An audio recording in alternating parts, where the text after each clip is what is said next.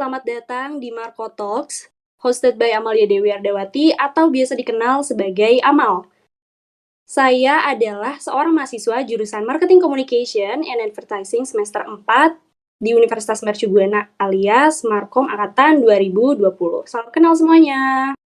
Di podcast episode perdana ini, kita akan bahas mengenai jurusan Marketing Communication bersama dengan dosen yang terkenal di kalangan mahasiswa, terutama di Fakultas Ilmu Komunikasi. Beliau juga menjabat sebagai sekretaris bidang studi dari jurusan Marketing Communication.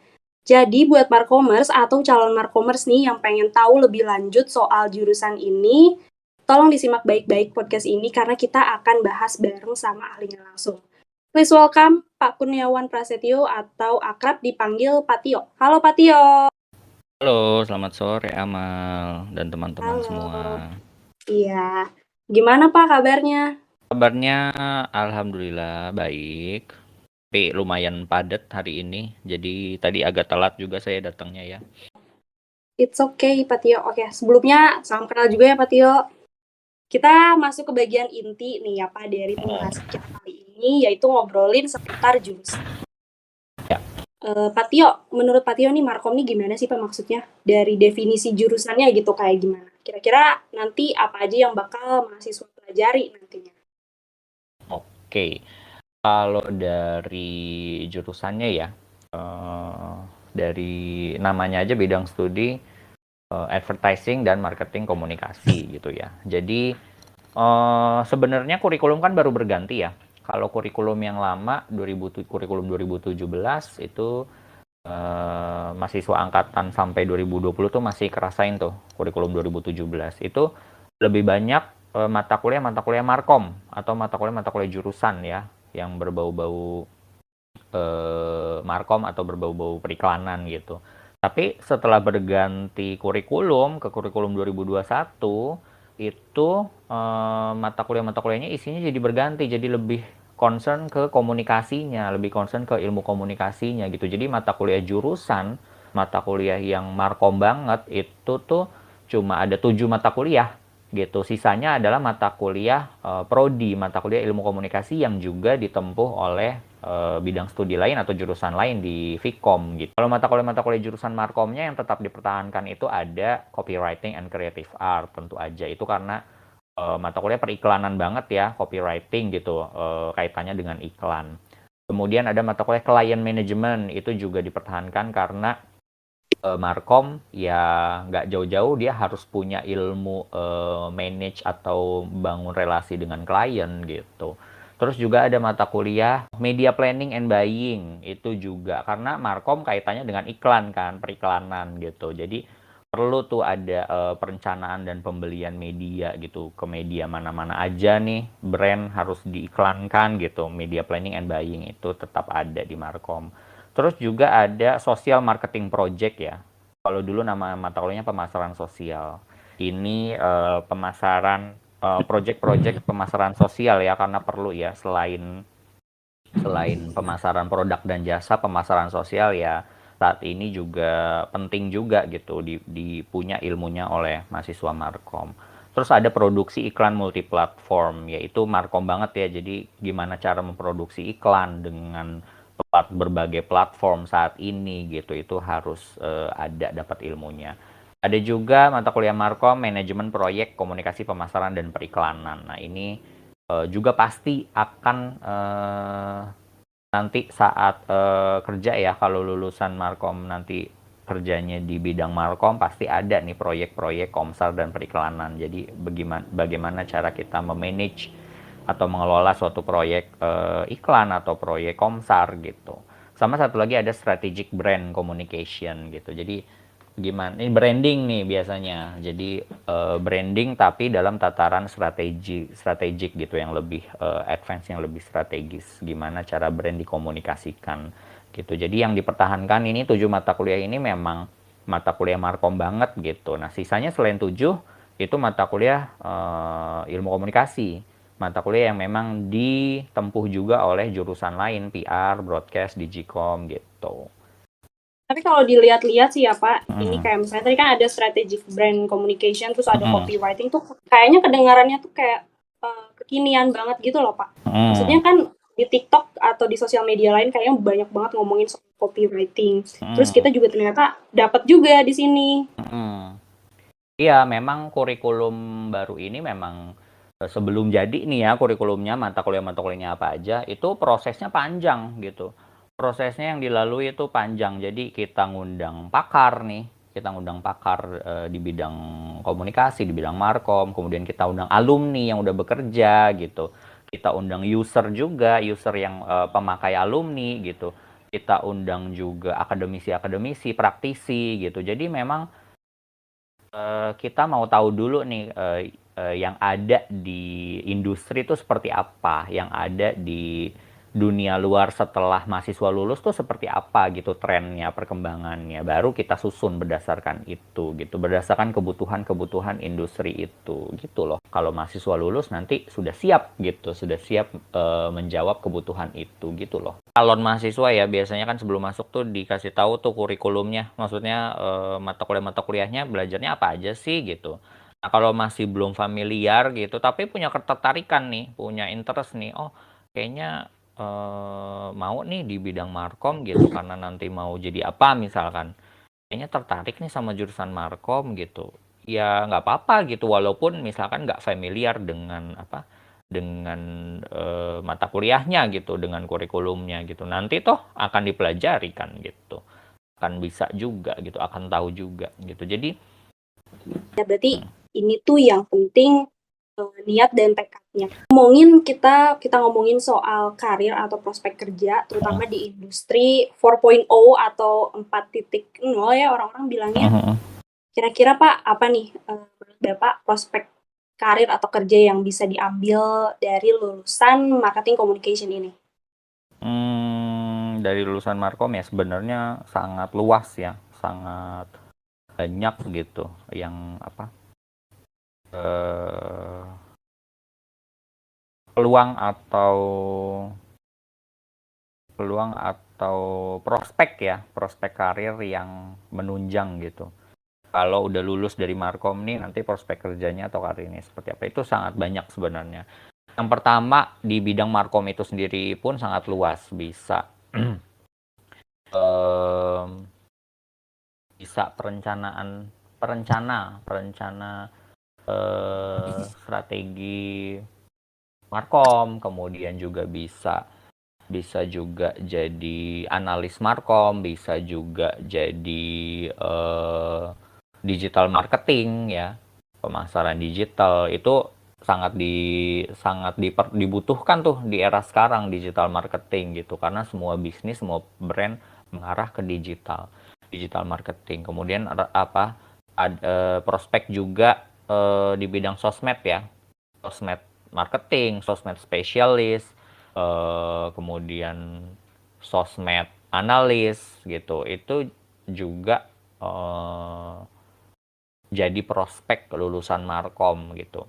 Selain itu juga markom bisa mengarah ke event organizer, itu juga markom, bagian dari markom. Kemudian exhibition ya, penyelenggaraan event pokoknya itu markom juga ranahnya gitu. Terus juga bisa juga sebenarnya ke periklanan ya, advertising ya. Kan banyak agensi-agensi periklanan tuh. Banyak brand atau perusahaan yang dia tuh pakai jasa agensi advertising agency untuk branding, untuk iklan gitu. Nah, biro-biro iklan atau agensi advertising itu juga jadi prospek karir lulusan markom gitu. Terus juga selain itu ya bisa tadi berwirausaha sendiri, punya bisnis sendiri itu juga bisa. Terus juga di instansi-instansi pemerintah itu juga butuh tuh markom gitu, karena instansi pemerintah atau BUMN kan ada juga yang memang dia berorientasi profit juga. Kemudian ada juga kalau instansi pemerintah itu bisa juga pemasaran sosial sebenarnya ya. Jadi pasti instansi pemerintah itu melakukan pemasaran sosial gitu dalam program-program kerjanya gitu. Itu Markom juga masuk. Terus juga startup company itu ya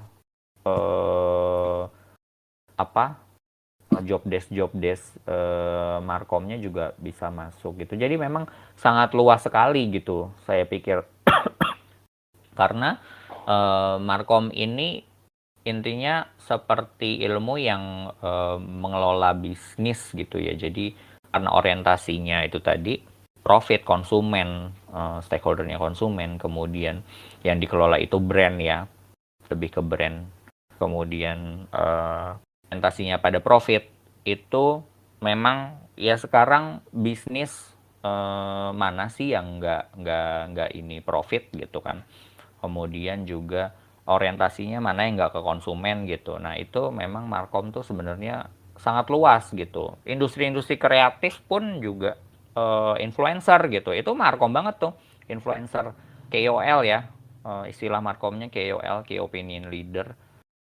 Itu kan begitu banyak brand yang pakai jasa KOL atau jasa influencer gitu. Itu Markom juga gitu.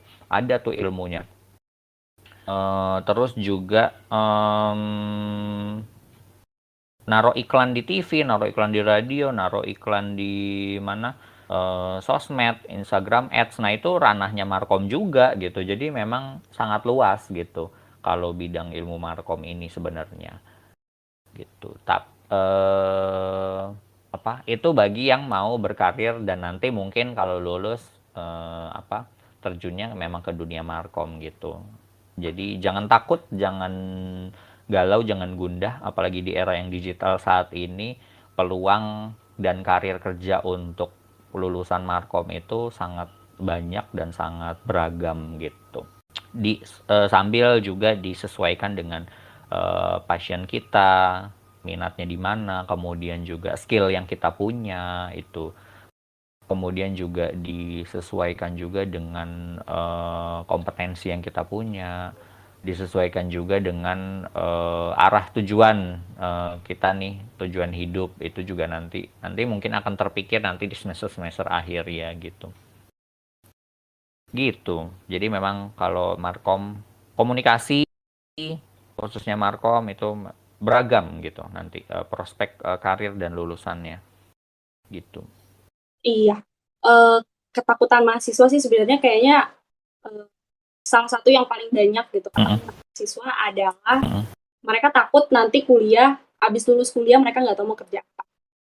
Tapi sebenarnya kalau misalnya di industri sekarang yang serba digital justru peluang kerjanya malah makin banyak ya. Betul. Jadi kan ada yang awal-awal tuh ada baru-baru dengar gitu. Karir yang kayak strategi, analisis di bidang digital marketing juga, ada sosmed spesialis juga ternyata ada yang kayak gitu. Justru malah ada yang baru-baru gitu ya Pak? Iya, jadi semakin kesini prospek karir dan kesempatan karir atau kesempatan peluang karir itu makin terbuka lebar gitu, apalagi di bidang Markom ini gitu. Perusahaan yang punya brand gitu, punya brand produk atau jasa, itu tuh pasti ada job desk yang dia tuh perannya tuh job desk-nya Markom gitu. Walaupun namanya beda-beda ya, di setiap perusahaan tuh namanya beda-beda. Markom bisa marketing PR gitu, bisa spesialis gitu. Macam-macam, tapi kalau dilihat lagi job desk-nya atau role-nya, perannya, itu Markom gitu. Karena nggak mungkin sebuah brand tapi nggak punya Markom di dalamnya, nggak punya unit Markom, unit yang mengerjakan pekerjaan Markom di dalamnya itu ya nggak mungkin karena nggak bisa berkembang brandnya gitu. Jadi setiap perusahaan yang punya brand menjalankan bisnisnya itu butuh Markom gitu loh. Jadi posisi sebagai Markom ini bisa dikatakan cukup penting gitu ya Pak? Karena kan di setiap perusahaan pasti ada divisinya sendiri yang mengurus bagian pemasarannya gitu. Oke Pak Tio, ngomongin soal karir nih Pak Tio. Kalau boleh tahu, gimana nih perjalanan karir Pak Tio sebagai praktisi komunikasi sampai akhirnya sekarang Pak Tio ngejabat sebagai Sekbid Markom? Oke. Ini sebenarnya agak lucu ya kalau ngomongin karir saya gitu. Terus tadi saya flashback dari awal kita mulai tuh saya ngomongin Markom aja kan, ngomongin Markom gitu.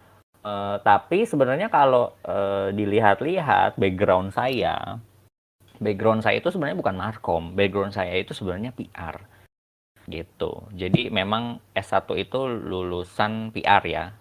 S1 itu di Mercu Buana. S1 lulusan PR, kemudian setelah itu langsung bekerja di BNI, kantor pusat, BNI kantor pusat itu unitnya namanya unit Investor Relations. Unitnya adalah unit divisinya divisi komunikasi perusahaan, divisi komunikasi perusahaan. Di situ ada unit Markom, tapi saya ditempatkannya di unit Investor Relations, yang dimana itu tuh PR gitu, jadi unitnya PR gitu. Bahkan ada mata kuliah di PR namanya mata kuliah Investor Relations gitu. Jadi bangun relasi dengan investor itu PR banget gitu. Walaupun nyerempet-nyerempet ke finance ya, tapi itu bukan Markom, itu PR. Setelah dari BNI saya kurang lebih 1,5 sampai 2 tahun ya, hampir 2 tahun di sana. Kemudian pindah bekerja ke Wall Street English, lembaga pendidikan bahasa Inggris ya.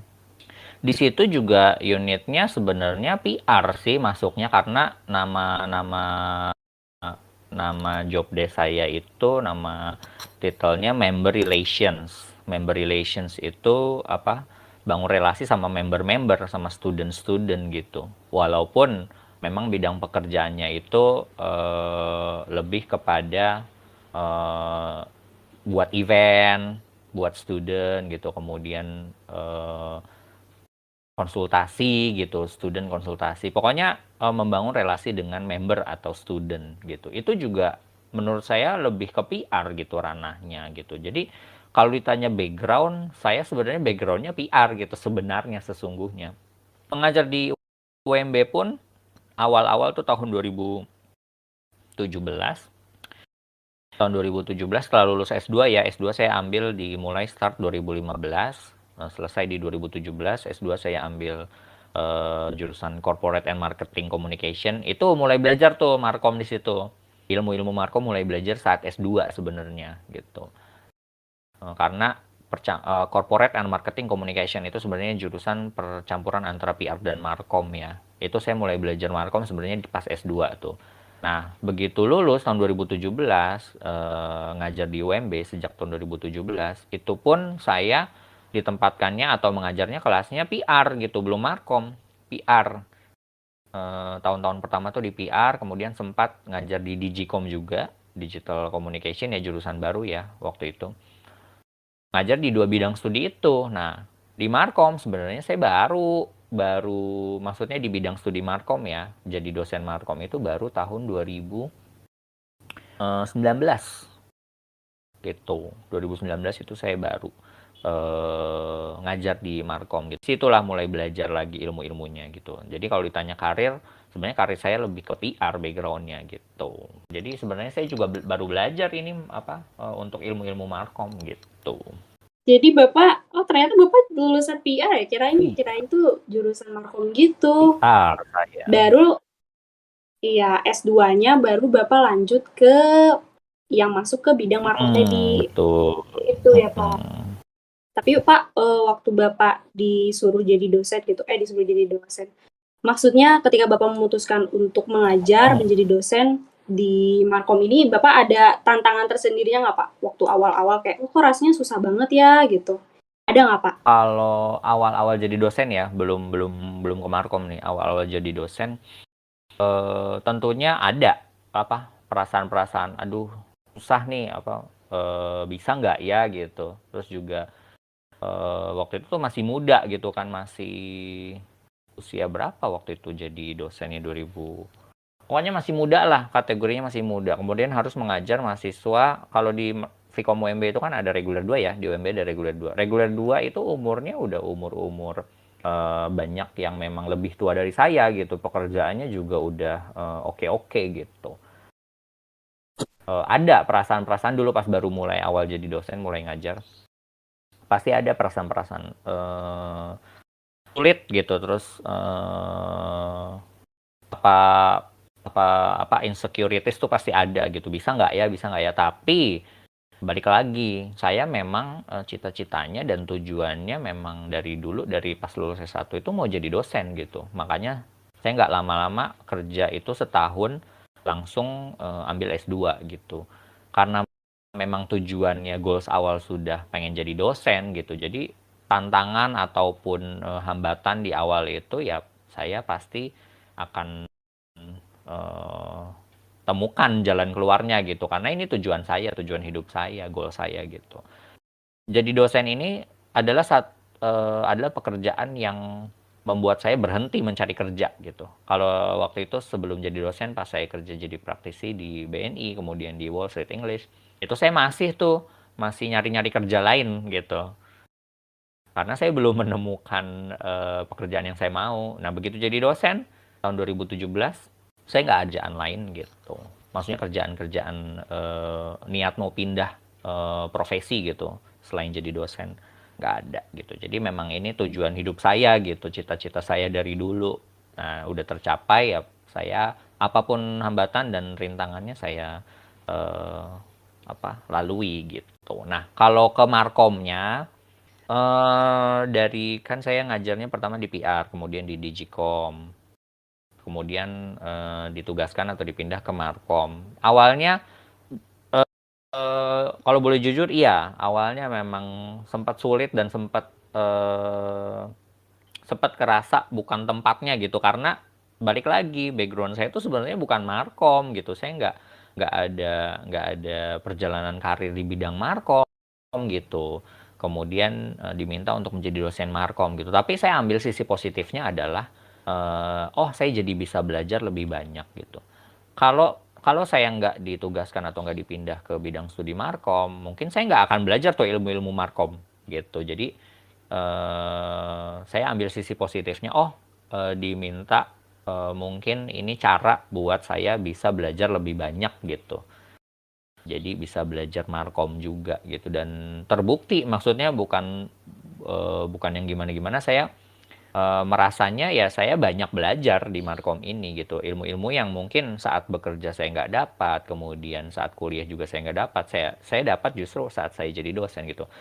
Saat saya jadi dosen, kemudian ada ilmu-ilmu Markom yang mau saya sampaikan ke mahasiswa, saya nggak mungkin dong asal ngomong. Itu pasti saya belajar dulu. Saya observe dulu, saya baca buku dulu, saya belajar materinya dulu, dan itu kan proses belajar gitu. Jadi sisi positifnya adalah dari kesusahan dan kesulitan itu, saya ambil positifnya. Saya belajar nih, bisa belajar lebih banyak gitu loh. Tapi emang sih Pak, kalau di awal-awal kita memulai sesuatu pasti berat juga ya Pak Betul. ya, kayak dari awal pasti ada ketakutan-ketakutannya juga gitu, Mhm. apakah saya sukses nantinya sebagai Mhm. dosen atau kayak Mhm. gimana. Ternyata setelah dijalani, oh saya bisa juga ya di sini. Betul. Jadi memang apapun yang kita lakukan gitu, sebenarnya nggak cuma di pekerjaan aja. Apapun yang kita lakukan, bahkan saat tugas ya atau di kelas gitu, saat ada project atau apa. Awalnya memang kita pikir, aduh susah nih, aduh sulit nih. Tapi begitu udah dijalanin gitu, pasti nanti kita bisa tahu sendiri gitu celahnya di mana ya. Kemudian pasti saat kita udah selesai, apalagi saat kita udah selesai ngejalanin kesulitan itu, kita akan berpikir, oh ternyata nggak sesulit itu ya, oh ternyata bisa juga ya gitu. Intinya dimulai aja, start, karena kalau nggak dimulai dipikirin mulu nih ya nggak akan menghasilkan gitu. Jadi intinya start aja dulu gitu. Oke, kita next ke topik Ya. lain nih Pak. Kalau dari segi mahasiswanya, kita kan perlu ya bangun yang namanya personal branding. Menurut Pak Tio nih, gimana caranya kita membangun personal branding kita sebagai anak Markom atau sebagai anak ilmu komunikasi gitu? Oh, Gimana Pak? personal branding sebagai mahasiswa komunikasi ya, atau mahasiswa Markom ya. Iya, Oke. Sebenarnya kalau personal branding itu nggak cuma dibangun, sebenarnya nggak cuma perlu dibangun oleh mahasiswa ya. Sebenarnya semua orang tuh perlu bangun personal branding sebenarnya.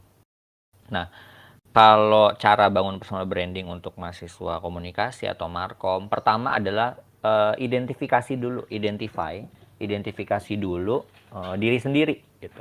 Pertama mungkin dari interest-nya di mana, terus dari skill yang dipunya apa, kompetensi yang dipunya apa, kemudian nanti mau mengarah kemana gitu, mau dilihat orang sebagai apa gitu. Walaupun mahasiswa markom ya, tapi kalau personal branding yang dibangun itu mau personal branding sebagai misalkan graphic designer, itu nggak apa-apa gitu, atau ilustrator gitu, sebagai ilustrator ya nggak apa-apa gitu. Kan tadi seperti yang saya bilang, jadi diidentifikasi dulu ke diri sendiri ini, interestnya di mana, skillnya di mana. Kalau mahasiswa markom itu kan banyak tuh, ada yang punya skill nyanyi kemarin ya, kemudian main alat musik gitu. Nah, kalau personal branding yang mau dibangun adalah kita sebagai musisi, ya nggak apa-apa juga gitu kan, sesuai dengan interest atau passion, sesuai juga dengan skill, kompetensi yang dipunya gitu loh. Pak Tio pernah nggak sih ketemu sama mahasiswa yang curhat ke Bapak? Ternyata dia salah jurusan. Menurut Pak Oh, Tio itu gimana tuh? sebenarnya ini nggak Gitu. cuma terjadi di mana? Di mahasiswa saya ya, yang cerita ke saya. Tapi ini berdasarkan data gitu, berdasarkan penelitian gitu, survei, pernah baca gitu. Justru mahasiswa salah jurusan itu lebih dari 50% gitu di Indonesia ya. Mahasiswa tuh merasa salah jurusan gitu. Sebenarnya banyak faktor kenapa dia merasa salah jurusan. Pertama mungkin tuntutan orang tua. Orang tua maunya dia kuliah di jurusan apa, tapi dia sebenarnya nggak passion di situ, itu. Terus juga mungkin karena ketidaktahuan jurusan yang dia masuki itu apa gitu. Saya selalu menyarankan jalanin aja dulu apa yang dihadapin, yang ada sekarang gitu.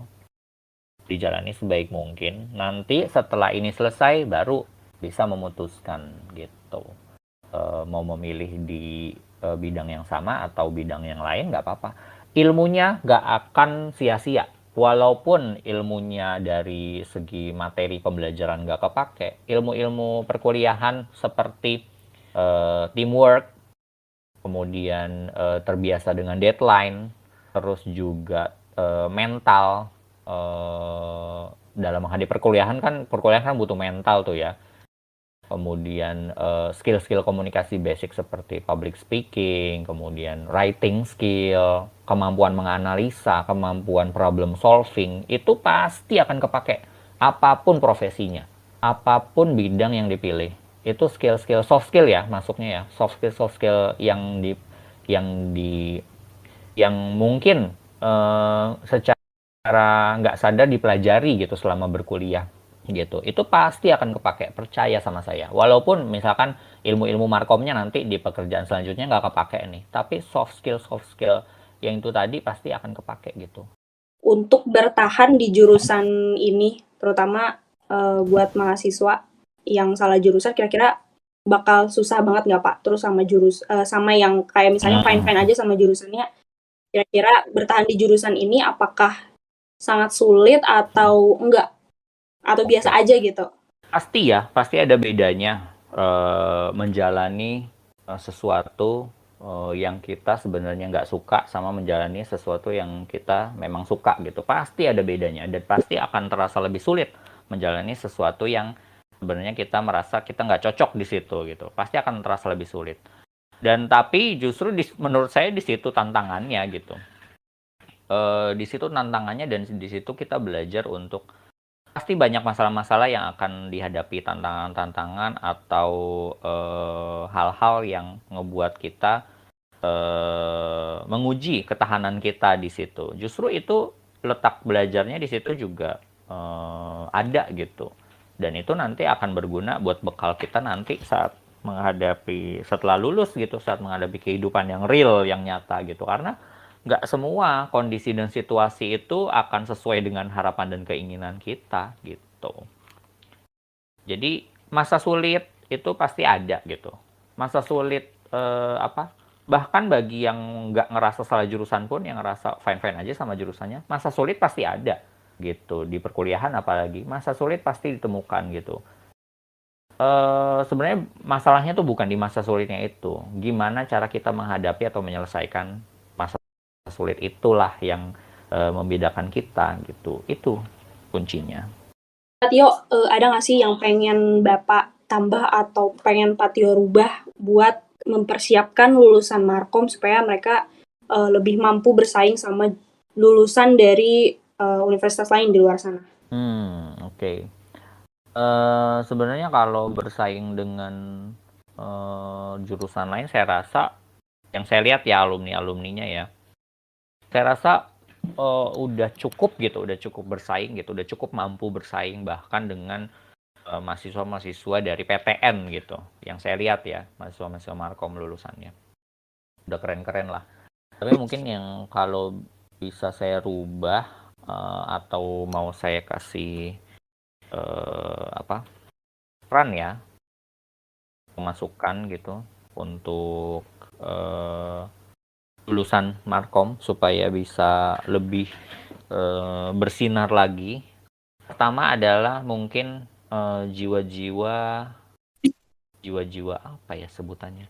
Jiwa-jiwa kompetisi gitu ya. Jiwa-jiwa ambis itu tuh munculkan gitu. Jadi jangan kuliah tuh sayang gitu. Sayang kalau kuliah tuh cuman gitu-gitu aja gitu. Jadi jiwa-jiwa kompetisi, jiwa-jiwa ambis gitu. Joe tuh sangat punya tuh jiwa-jiwa kompetisi dan jiwa ambis. Jadi kalau ada kompetisi apa ikut, kalau ada kegiatan apa ikut gitu, kalau ada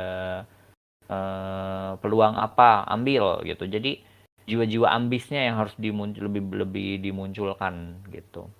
Terus juga selain itu, selain jiwa-jiwa ambisius itu, ada juga adalah ketahanan ya, ketahanan atau tahan mental, tahan banting gitu. Karena ini yang sangat diperlukan juga nih di generasi kalian nih. Generasi kalian kan udah generasi Z ya, udah bukan Y lagi, udah bukan milenial lagi, tapi generasi Z gitu.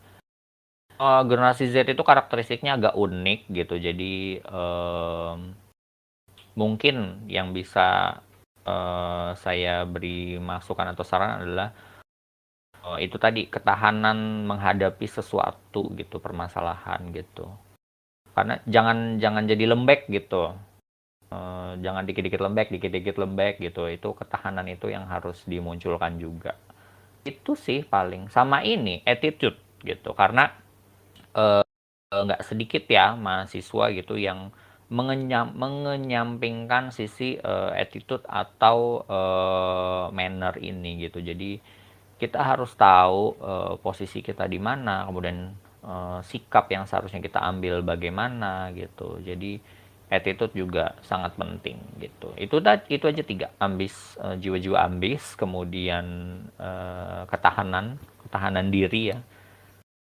Nanti karena di saat lulus, saat bekerja itu pasti ada kondisi-kondisi yang kita tuh di bawah tekanan itu pasti ada gitu, pasti menghadapi gitu. Selain itu juga itu tadi attitude. Jadi emang yang paling banyak itu didapatnya kalau misalnya dari dalam UMB-nya tuh beasiswa prestasi ya Pak. Untuk Markomers yang mungkin lagi nyari informasi beasiswa, silahkan kunjungi Ditmawa atau di IG-nya juga ada kalau nggak salah IG Ditmawa.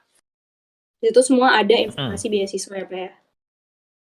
Kalau untuk beasiswa yang di luar sih ya silahkan cari sendiri surat gitu. rekomendasi atau dokumen-dokumen pendukung seperti transkrip surat rekomendasi, surat keterangan aktif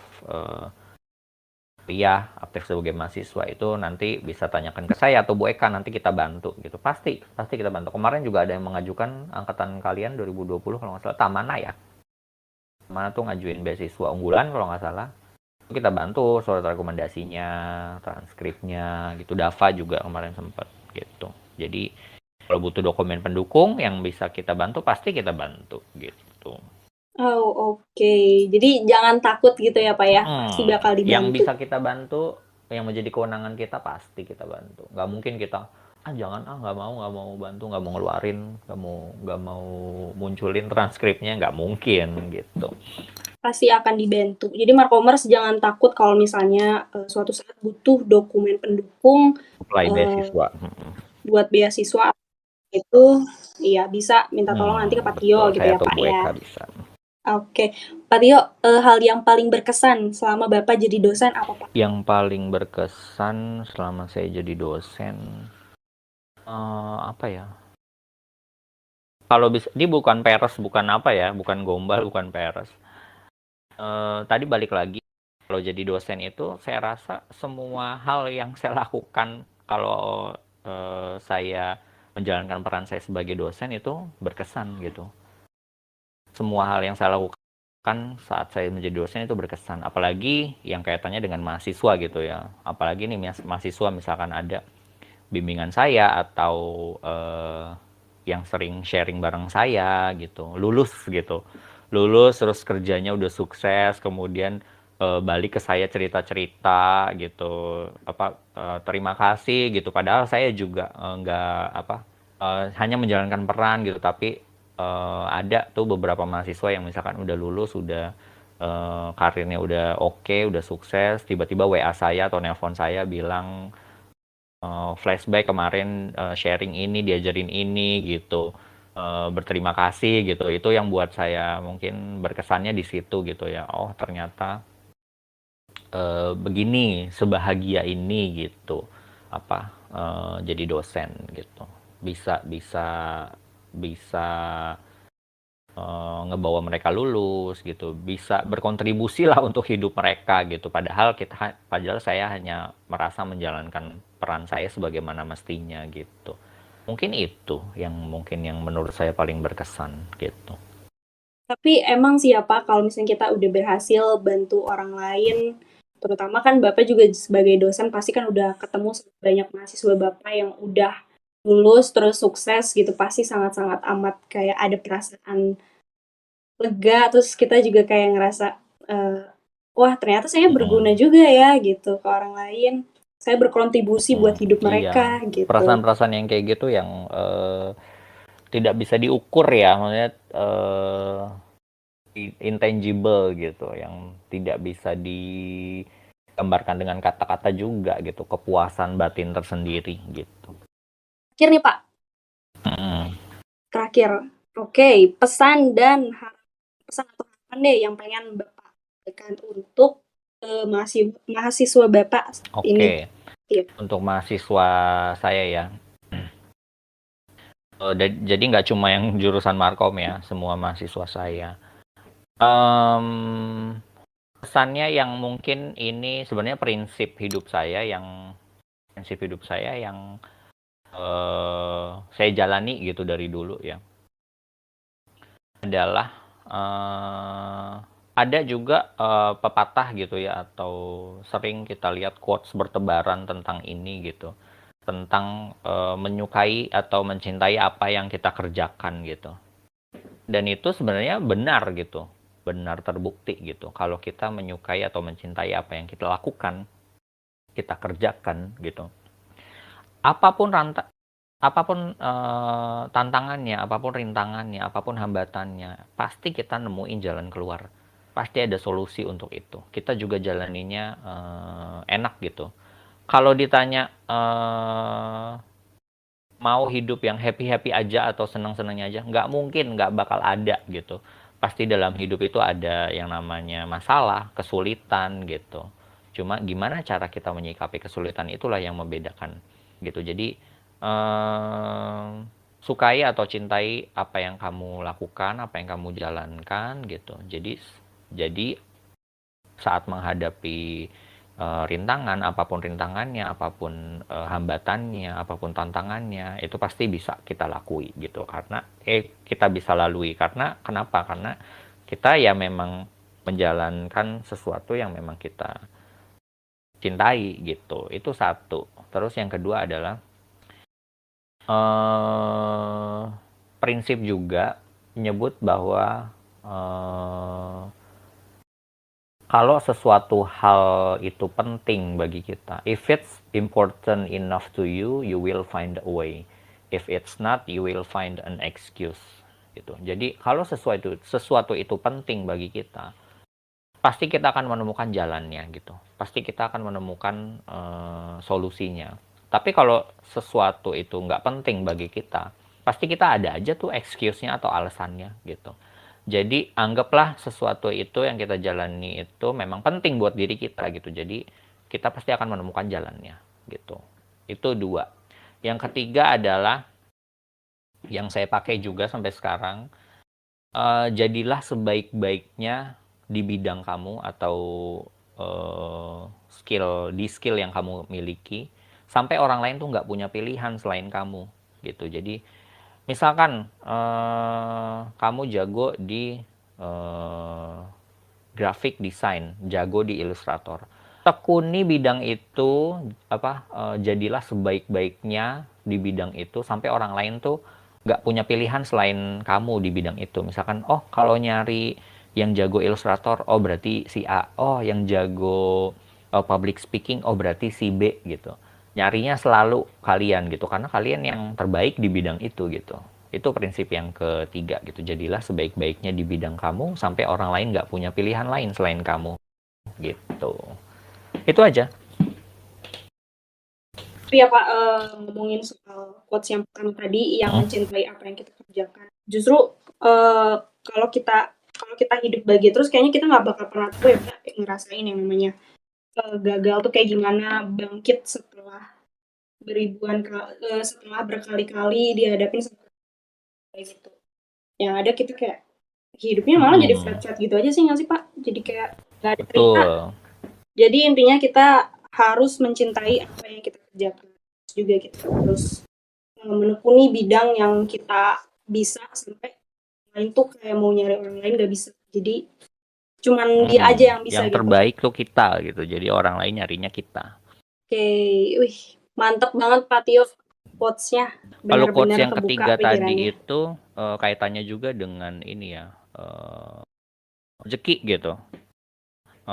Kita kan nyari-nyari kerjaan nih, bingung nih lulusan Markom nih nyari-nyari lulusan S1 nih nyari-nyari kerjaan sana sini gitu. Kalau pakai prinsip yang ketiga tadi, jadilah sebaik-baiknya di bidang kamu sampai orang lain nggak punya pilihan selain kamu gitu.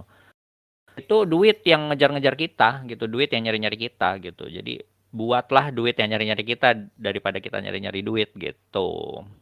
Buatlah duit mengejar kita ya Pak ya. Betul. Uang bekerja untuk kita gitu. Ngomongin soal yang quotes ketiga sih, sebenarnya kalau misalnya kita percaya sama diri kita, yang lain juga kayaknya ikut ngalir juga gitu Pak. Meskipun kayak mungkin kita lagi kesulitan, tapi nanti tuh ada aja gitu bantuannya buat kita. Kaitannya dengan personal branding tadi juga. Oke, Pak Tio, kita udah ada di akhir pertanyaan yang tadi. Terima kasih banyak Pak Tio udah ngeluangin waktunya buat gabung di Marco Talks episode perdana nih ya Pak. Ya, makasih ya banyak Pak Tio udah ngeluangin waktunya buat gabung. Terima kasih kembali. Nah, Markomers, itu dia pembahasan kita kali ini. Semoga apa yang tadi udah disampaikan oleh Pak Tio bisa menjawab segala kebingungan yang ada di hati Markomers. Dan buat calon-calon mahasiswa baru yang pengen masuk ke jurusan Markomnya Mercubuana, semoga dapat gambaran nih, kalian nanti bakal ngapain aja dan belajar apa aja di Markomnya UMB. Dan semoga kita semua bisa mengambil manfaat dan juga kebaikan yang ada di dalam podcast ini. Kalau gitu, saya Amal pamit undur diri, and I'll see you next time guys. Bye-bye!